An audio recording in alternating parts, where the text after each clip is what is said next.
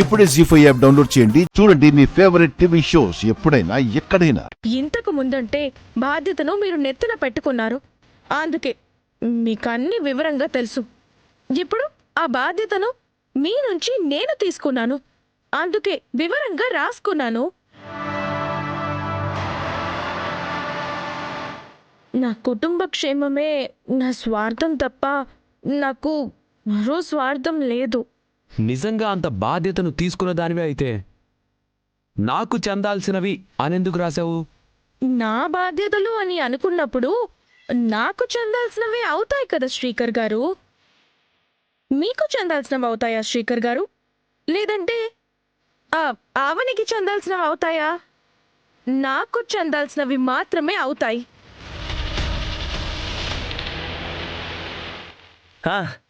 అవునవును, నిహారిక కరెక్ట్గా చెప్పింది.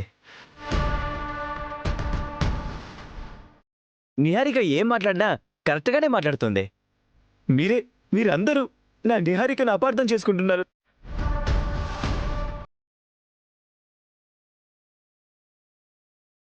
తమ్ముడు, నీకు అవనికి ఎప్పుడు ఇదే పని.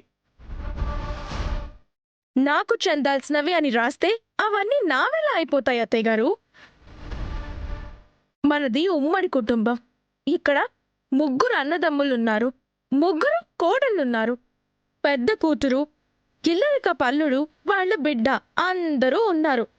అన్నిటిలోనూ అందరికీ సమాన హక్కులు, సమాన వాటాలు ఉంటాయి.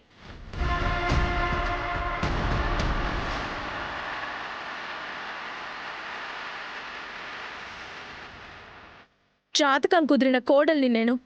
పూజల్లోనూ ఆచారాల్లోనూ ముఖ్యమైన ఘట్టాల్లోనూ వారికి వాటాలు ఇవ్వలేనేమో గాని మిగిలిన విషయాల్లో అయితే అందరం సరిసమానమే కదా. ఆవని అండ్ శ్రీకర్ గారు, మీకు మళ్ళీ మళ్ళీ చెప్తున్నాను, నా గురించి నెగటివ్గా ఆలోచించడం ఇకనైనా మానుకోండి. Be positive, okay? లావణ్యక, వసంతుదిన, మీరైనా చెప్పండి. నేను ఆస్తి వివరాలను నాకు గుర్తుండడం కోసం రాసి పెట్టుకోవడం తప్ప? మీరు చెప్పండి. లేదు నిహారిక, తప్పేం లేదు. వంట చేసే మనిషికి వంటగదిలో ఉన్న సామాన్ల గురించి వివరంగా తెలియాలి. ఇంటి పనులు చేసే మనిషికి ఇంటి సామాను గురించి వివరంగా తెలియాలి. అలాగే ఇంటి బాధ్యతలు తీసుకోబోయే కోడలికి అన్ని వివరాలు తెలియాలి. అవునవును, ఆ విషయాల గురించి మాకు తెలియకపోయినా పర్వాలేదు, కానీ నీకైతే ఖచ్చితంగా తెలియాలి. అత్తయ్య, అందరి మాటలు అటుంచండి. మీరు చెప్పండి, నిహారిక చేసింది తప్పా రైటా?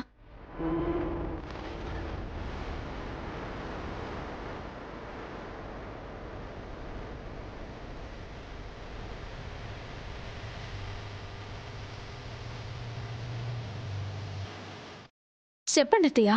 నిహారిక చేసిన దాంట్లో, తను రాసిన దాంట్లో నాకైతే ఎటువంటి తప్పే కనిపించటం లేదమ్మా.